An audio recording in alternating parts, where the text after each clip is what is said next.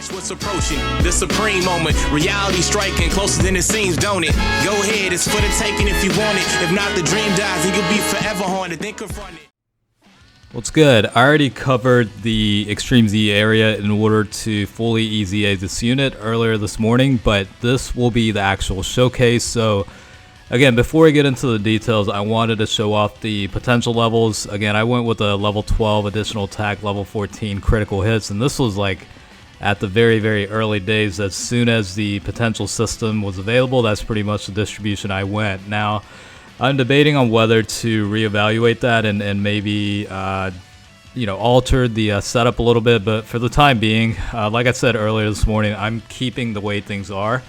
And for this showcase, I am running the Goku's Family / Siblings Bond category setup. I was on the fence of whether to go with the Pure Saiyans because there were a couple of units that I wanted to include that would link up pretty well with the Goku unit, but on top of that, I also thought about the Super Saiyan category as well. But I think this one works probably the best out of the bunch, just because of the link setup. Even with the EZA, Goku does struggle a little bit at times with Ki, but before we go into all that, let's just actually talk about it. So starting off, I mean, it really is an old unit. The release date for this on JP was July 5th of 2016, so 4 years ago this unit first came out as the very first LR unit, and of course when we all found out about this, it was quite big news at the time. So it's certainly come a long way in terms of all the variety of LR units that have come out since then. But for me personally, as well as a lot of you guys, this one does share very fond memories because of the intense grind that it actually took, with the requirement of only strike units and stuff like that. So let's just go ahead and talk about the finished version of the EZA of this guy. So leader skill is super tight Ki +4, HP attack and defense increase to 90%. The secondary lead is extreme type Ki +3, HP attack and defense increases 70%. So could potentially be a decent secondary leaders for the battlefield setting. Now with the super attack, the 12 Ki will greatly raise attack and defense for 1 turn, along with causing colossal damage to enemy. And then the 18 Ki super attack will cause mega-colossal damage to enemy. Allies attack increase to 30% and chance of performing a critical hit plus 10% for 1 turn. So pretty nice stuff there. And the 18 Ki increase for allies attack by 30%. It kind of goes in line with the restriction in the passive as well. So for the passive skill, attack and defense increase of 59%. Plus an additional Ki +3 and defense increase of 59% as the first attacker in the turn, plus an additional attack increase of 59% when performing an ultra super attack, and then all allies Ki +3 when attacking extreme type enemies. So again, this guy, in order to fully get the benefit of the passive skill, you will be having to fight an extreme type enemy, but I wanted to include a mix of both types of enemies, so that's why I went through a couple of different stages of Infinite Dragon Ball history. That way you would get a good overview of the super type enemies as well as the extreme type enemies, and you can kind of see how crucial or critical that +3 Ki might be in certain situations. Now speaking of which, let's talk about the links. So Golden Warrior is Ki +1, enemies defense -2000, Super Saiyan is 10% to attack, Kamehameha is 2500 to attack when SA is launched. First Awakened is attack increase of 25%. Family Ties is Ki +2. And Legendary Power, of course, is attack increase of 5000 when SA is launched.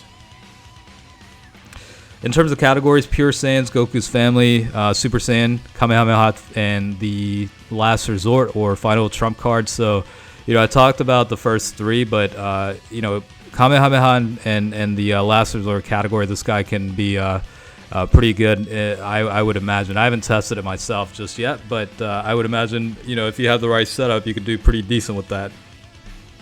Now, in terms of like the team build that I ended up using, the EZA Agility Super Saiyan to Goku's a pretty good one because of the passive support toward increasing allies' Ki by 3 and attack by 30%. Along with that, that Goku shares the Family Ties link skill with this LR Goku, and that's a key +2 links, so that does help quite a bit with the making sure Goku can get the 18 key super attack, necessarily not being in first position or first slot.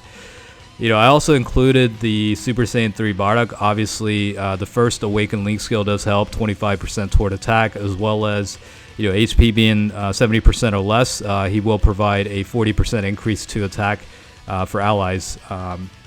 So, very, very good setup with that. A little bit of a liability defensively, but, I think for this showcase, we kind of had to include him on there. The MVP 17 is on there too. Defensive boost also provides, key boost to allies, so it's certainly helpful in that regard. A couple of other units, I guess, I ended up including the Namek Saga Super Saiyan Goku or Transforming Goku. I don't think I necessarily linked them up on these runs, but initially I was intending on linking the LR Goku with that version of Goku, but again, I don't think ultimately, because of how the rotations were set up, I probably didn't link them together at any point. And then I think the last remaining ones were, of course, the LR Gohan and Goten leaders. That's pretty much for the leader skill, but does fairly link up somewhat okay with the LR Goku unit. So again, for the most part, I am including Goku on the first slot just to take full advantage of the key boost along with the defensive boost as well.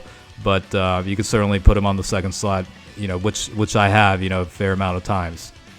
It's just pretty crazy to be able to see outputs of up to 5 million with this guy, because in the past, without forcing like a ridiculously supported rotation, I think on average I was able to get maybe in the high 1 million range, like 1.7, 1.8, maybe 2 million. I can't remember. It's been a while since I last tested this guy, but the last time I did test him was also on the Goku's Family category, I believe. And of course, a lot of these upgrades do make quite a bit of a difference. So I'm certainly glad they did it. The biggest thing about this unit before the EZA was key, so I'm glad they did revamp that a little bit. There's two different ways where you can boost up key, one being a little bit limited, but you can certainly take advantage of as being in the first attacker in the turn. And then of course, if you're facing extreme type enemies, you'll also get key +3. And then if you refer back to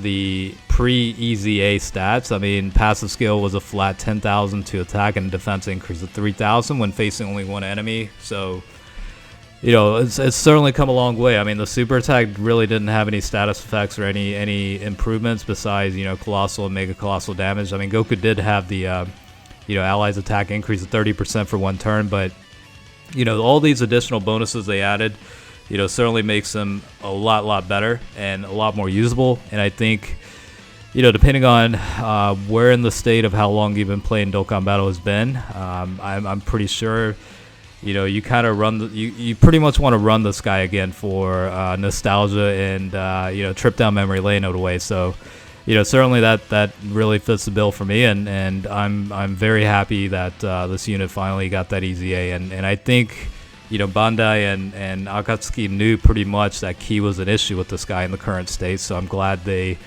adjusted for that. And overall, I mean, yeah, could he have been better? Yes, but I think it's a good enough EZA to where I think most people are happy about it. Again, you will still run into the issue of not being able to get enough key in certain situations. Like, had I swapped this rotation that you're seeing right now, instead of Super Saiyan 3 Bardock, for example, or even LR Gohan and Goten, and I forced in the Agility Super Saiyan 2 Goku, then chances are it would have been a lot easier to get that 18 key super attack. But the problem is, in my opinion, the Agility Super Saiyan 2 Goku is a little bit of a liability, especially defensively.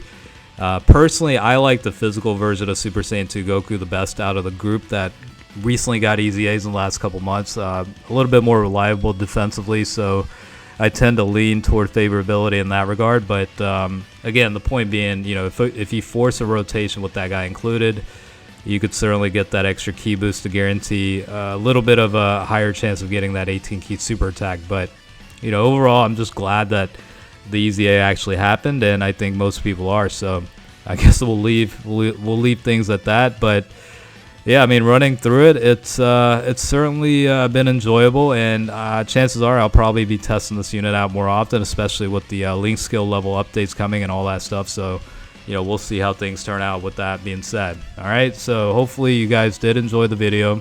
As always, thanks for watching, and I will catch you guys later.